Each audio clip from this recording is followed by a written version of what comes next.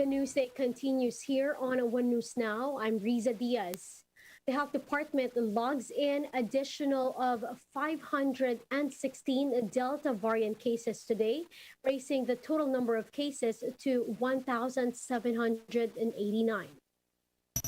Of these, 561 new cases, 473 are local cases, 31 are from returning overseas Filipinos, and 12 are still under verification. Metro Manila records the highest number of new cases with 114. Of the 516 cases, only 6 are considered active, 5 have died, while the remaining 505 have already recovered. Some COVID-19 patients from Hospicio de San Jose Orphanage were transferred to a quarantine facility due to the rising cases within the institution. Camille Samonte joins us live from Manila for details. Good afternoon, Camille. How many patients were transferred? Riza, at least 30 COVID-19 patients from Hospicio de San Jose Orphanage in Manila are now at a Philippine Red Cross isolation facility in Adamson University. These after around 130 residents of the orphanage, including its personnel, tested positive for the virus.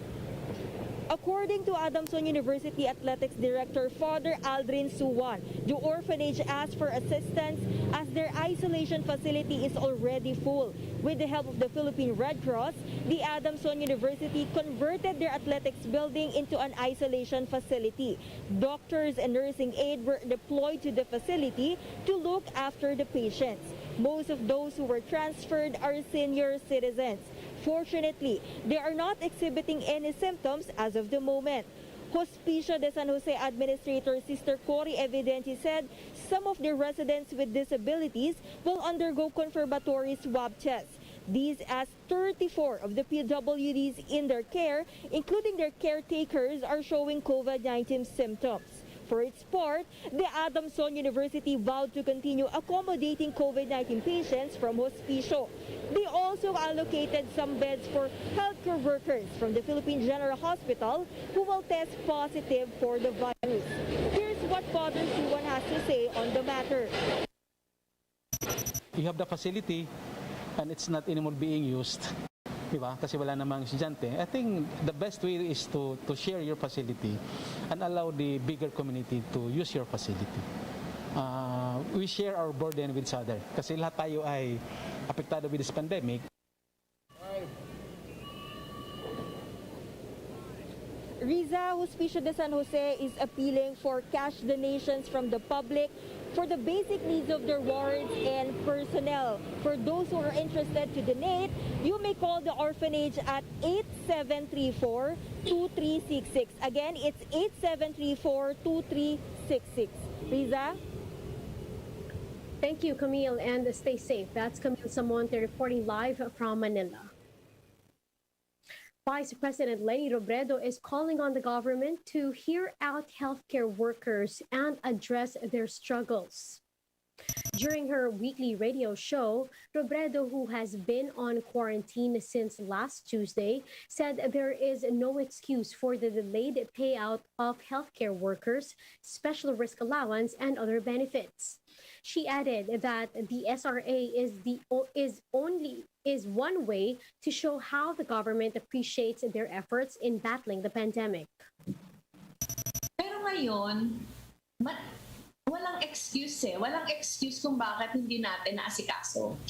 Dahil last year pa nga yung pandemic yung 2021 budget, ginawa siya panahon na ng pandemic.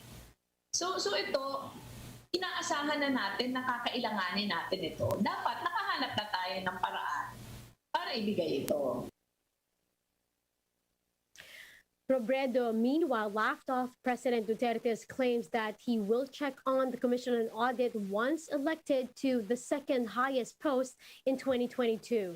The vice president stressed that there are ways to fight corruption other than running after the state auditors.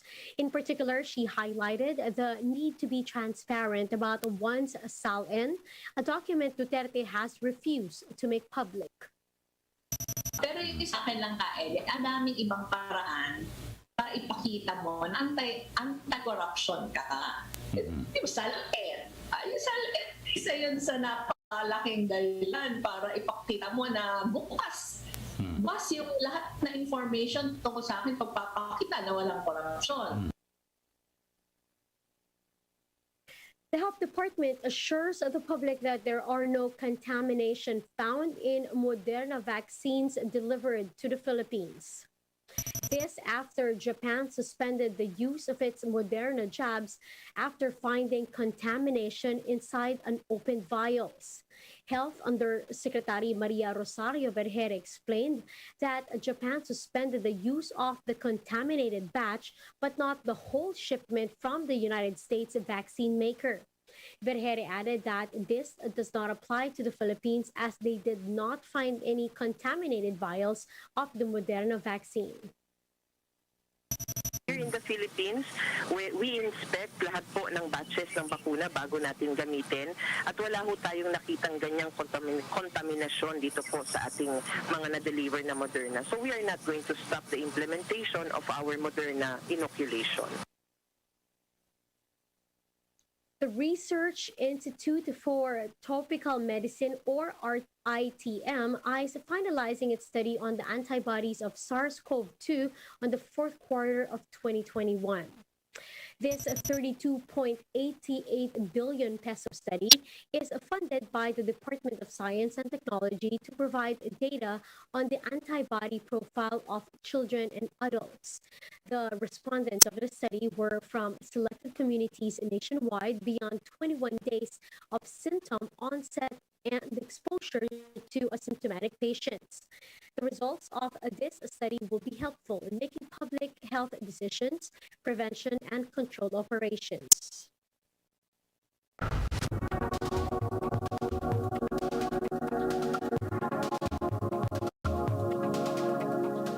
The Delta variant has been upending the COVID-19 resiliency of countries. Previous success models like New Zealand, Israel, and the United States plummet down the rankings. 5 countries in the bottom list, meanwhile, are from Southeast Asia. Let's watch this report from Bloomberg. Rachel, what are the rankings for this month tell us? Right, that's exactly right. I think in August we're seeing how quickly things have changed, and in some ways, people are saying the Delta variant is really a whole new virus, and it's just changed that chessboard all over again. We've seen places like New Zealand, which is #1 for such a long time, plummet down the rankings. They've gone into one of the world's strictest lockdowns because of the infiltration of Delta. At the same time, we see places like Israel and the US, who are really leading that reopening, vaccination rollouts. They've also plummeted because of record surges of the Delta variant. So pretty much every model, every approach that has had some impact on the virus has been challenged by Delta. At least, can we trust that those highly vaccinated countries are doing a bit better?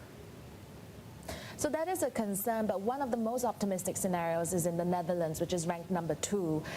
They saw that Delta wave go up, but it came down with very, very low fatalities, and it didn't really disrupt reopening because vaccination maintained a shield against that spread of Delta. I think that's the best case scenario for places like the US and Israel right now as they deal with that Delta surge.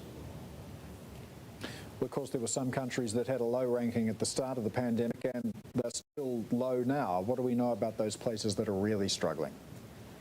Right. I mean, we're seeing the epicenter of the global outbreak really shift from regions from Latin America previously, and now where it's really centered is Southeast Asia. At the bottom of the ranking, all bottom 5 are Southeast Asian countries. This is a region now that has the highest per capita death toll in the world. You're seeing places like Indonesia really surge beyond 50,000 cases a day. In last place is Malaysia, where the economic growth forecast has been halved for the year. So these are places that will continue to struggle because rich countries are just holding on to that supply of vaccines, especially now with the desire for boosters. We're going to see that inequality continue to worsen this year. And even so, we have seen some people avoiding vaccinations. One of the concerns has been the risk of blood clots from the vaccines. What do we know now? Yeah, absolutely. I mean, the irony really is in that some of these richer places, there's so many vaccines and some people don't want to take them. What we know is that there was a latest study from the UK, which really has had a massive vaccination drive. Out of 10 million people who've received the AstraZeneca vaccine, only about 60 developed the risk of blood clots. That's compared to 10 million with COVID. That number of getting blood clots is about 12,000. So we know the risk of COVID is in every way much worse for your health than getting a vaccination. Let's now take a quick look at the other top stories today. The National Police vows justice for a quarantine violator who was allegedly sexually abused at a police-manned quarantine checkpoint in Mariveles, Bataan. PNP Chief Guillermo Eleazar said police patrolman Elmer Tuazon Jr. has been placed under restrictive custody and ordered to respond to the allegation against him. Eleazar assured that the PNP would investigate the case and permanently remove the patrolman from service once found guilty. President Duterte and his Chinese counterpart, Xi Jinping, renewed their commitment to further boost the relations between the Philippines and China. Duterte emphasized the need for enhanced economic cooperation to hasten post-pandemic recovery.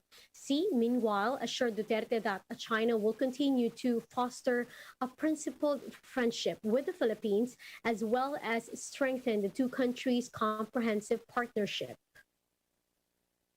And in sports, Ernie Gawilan has qualified to the medal rounds of the men's 400-meter freestyle S7. Gawilan, who fell just one place short of the final in the 200-meter individual medley, finished 6 out of 9 swimmers to move on to the next round with a time of 4 minutes and 58.58 seconds. Gawilan is set to compete in the finals later this evening. Now, for more updates, visit News 5, The Philippine Star, and Business World Online. Visit our website, onenews.ph, for more in-depth analysis. You can also catch One News on Signal Play app. Register for a free account now, www.signalplay.com, and stream One News live anytime, anywhere. I'm Riza Diaz. Mask on, wash hands, and stay safe, Philippines. We are One News.